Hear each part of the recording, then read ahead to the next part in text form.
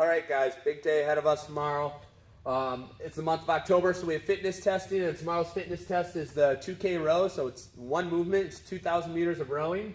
If you haven't rowed a 2,000 meter row, we know that that's a long distance. That's somewhere in the ballpark of really fast rowers can do this in around 6.5 minutes to as long as 10 minutes is probably what it's going to look like, all right? Today I wanted to highlight 3 different types of pacing strategies that we see and the kind of pros and cons of it and the way that we want to push you, especially if you've done this multiple times. Sometimes it takes a different approach or way of thinking to try to get the best result that we can. All right, I don't want you to get wrapped up in PR or no PR, especially if you're someone who's done this 5 different times.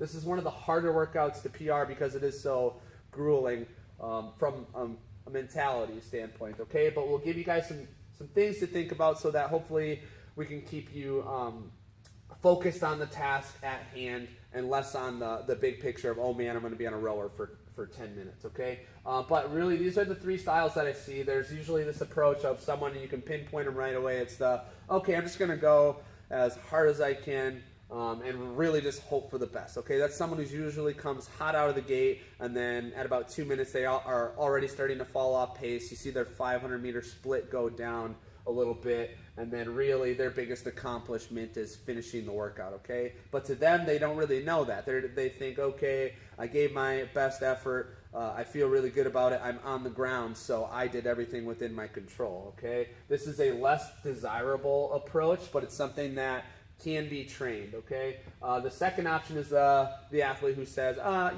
don't really know. I'm just going to feel this thing out based on how I'm feeling today. 3, 2, 1, go. I'm going to start with an easier pace and just, if I find a place where I feel good, I'll go harder. If I don't feel good, I'm going to back off the pedal a little bit, all right? This is usually someone who finds themselves making more excuses towards the end than anything else.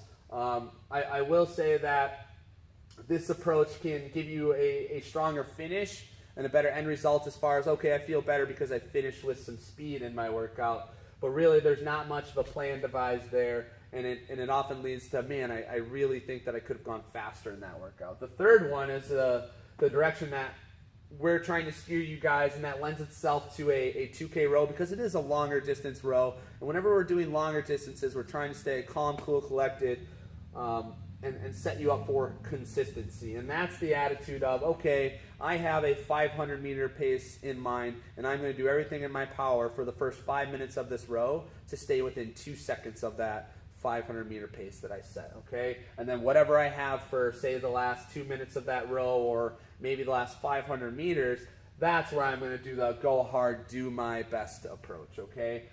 This athlete oftentimes will have a racer start, what we call a racer start, or a racer's finish, where at the beginning they feel good, they set a strong pace, maybe a 500-meter time trial pace to kind of open things up so that they can start to coast things for the remainder of the 2K row. And they also have a closing, say the last 500 meters. Some people have a close that begins at about 750 meters to finish, where we start to see them ramp up the pace incrementally and close as hard as they can, all right?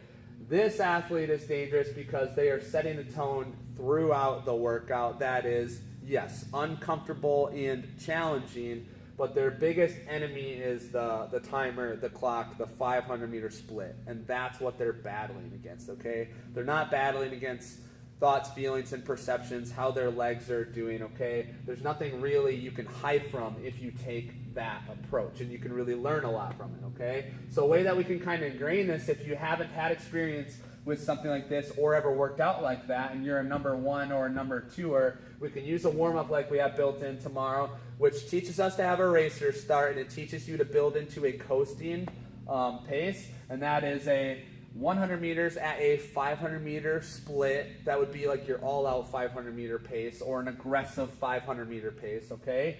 That would lead you into a little bit slower pace of 100 meters at a 1K row pace. So whatever split that fits in that realm for you. If you have to look up that 500-meter time that you've had or 1K row time, okay, you can do that. And then eventually, once you get past the 200-meter mark, the last 100 meters, you would settle into what we call a 2K row pace, which is usually, depending on the athlete, it's relative, but an effort that is at about 75% of your pulling capacity on the rower, okay? So it's essentially starting aggressive and fast with controlled strokes, reducing that speed slightly, and then reducing it even slightly more, basically to stimulate your central nervous system, to stimulate your breathing and get it under control, because it is going to be a little bit of a surprise, and to keep your legs under control as well and build a consistent pace, all right? So that's going to get you the racer start that you need and build you into a pace that you're looking forward to keep for the duration